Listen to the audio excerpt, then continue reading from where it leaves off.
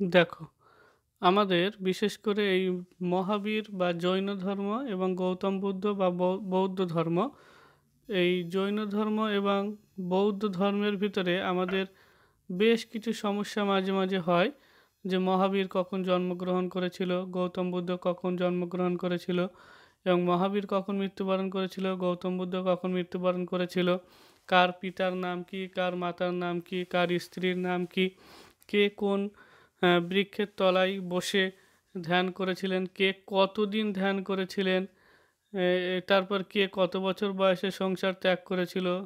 এই যে বিভিন্ন বিষয়ে দুজনের মধ্যে বিরাট একটা কনফিউশন তৈরি হয়, যার ফলে আমাদের বারবার গুলিয়ে যায়।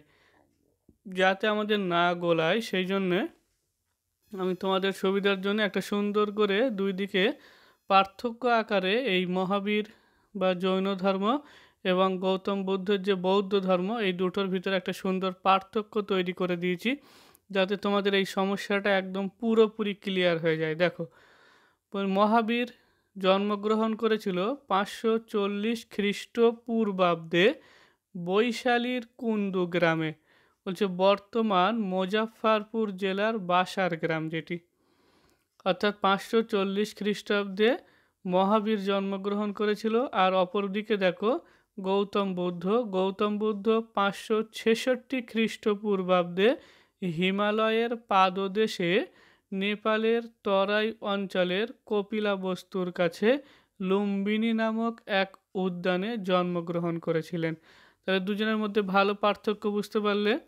তারপরের পয়েন্টটা দেখো, বলছে মহাবীরের পিতার নাম ছিল সিদ্ধার্থ, আর গৌতম বুদ্ধের পিতার নাম হলো শুদ্ধোধন।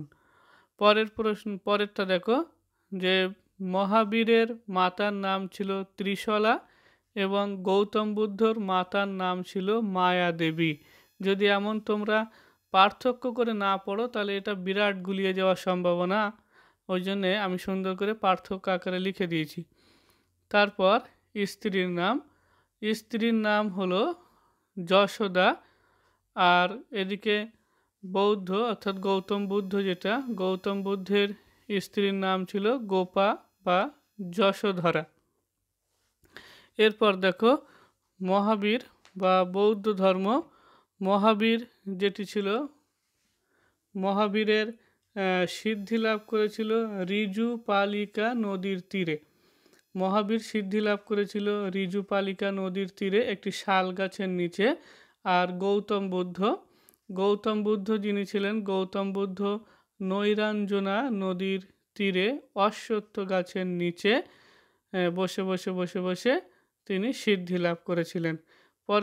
পরেরটি ছিল যে মহাবীরের যিনি পরিচিত হন, সে মহাবীর পরিচিত হয়েছিলেন জিন বা জিতেন্দ্রীয় নামে।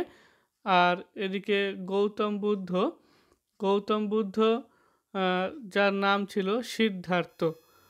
পরের পয়েন্ট ছিল দেখো, যে মহাবীর তার গৃহ ত্যাগ করেছিলেন 30 বৎসর বয়সে।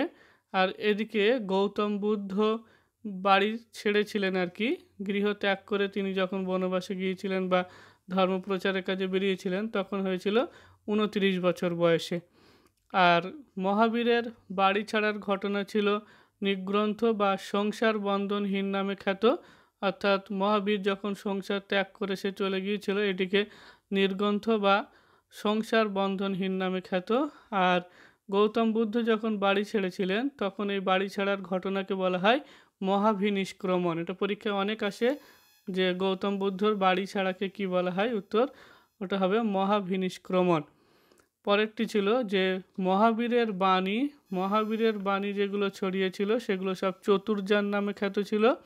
আর গৌতম বুদ্ধের পঞ্চভিক্ষুর ঘটনা, কারণ আমরা জানি সেই পঞ্চভিক্ষু অর্থাৎ 5 জনের মধ্যে ধর্ম প্রচার করেছিলেন, সেটি ধর্মচক্র প্রবর্তন নামেও পরিচিত।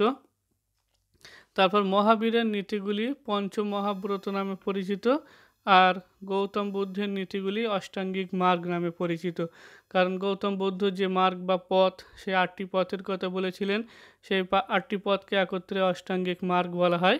তারপরে মহাবীর যে ধর্ম আর কি পালন করতেন বা যে ধর্ম প্রচার করতেন সেটি ভদ্রবাহু রচিত কল্পসূত্র অর্থাৎ ধর্মগ্রন্থ ছিল। যে মহাবীর যারা জৈন ধর্ম, সেই জৈনদের ধর্মগ্রন্থ ছিল ভদ্রবাহু রচিত কল্পসূত্র। আর গৌতম বুদ্ধ যে বৌদ্ধ ধর্ম, সেই বৌদ্ধ ধর্মের ধর্মগ্রন্থ ছিল ত্রিপিটক। আর তারপরে ছিল যে জৈনদের যে দুটি ভাগ ছিল, একটি হলো দিগম্বর ও একটি হলো শ্বেতম্বর। আর বৌদ্ধদের যে দুটি ভাগ ছিল, একটি হলো হীনযান আর একটি হলো মহাযান।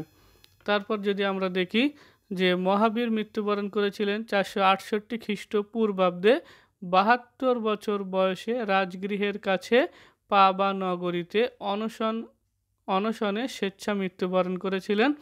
আর এদিকে যদি আমরা গৌতম বুদ্ধের দিকে দেখি যে গৌতম বুদ্ধ 486 খ্রিস্টপূর্বাব্দে 80 বছর বয়সে মল্ল রাজ্যের রাজধানী কুশীনগরে গোরক্ষপুরে দেহত্যাগ করেছিলেন। এই ছিল দুজনের মধ্যে পার্থক্য।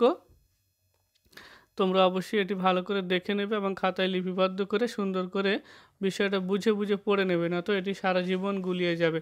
ঠিক আছে, এটি এই পর্যন্তই ছিল। পরের ভিডিওতে আবার তোমাদের সঙ্গে দেখা হবে। যদি অবশ্যই ভালো লেগে থাকে ভিডিওটি, তাহলে অবশ্যই এটি লাইক করো এবং কমেন্ট করো।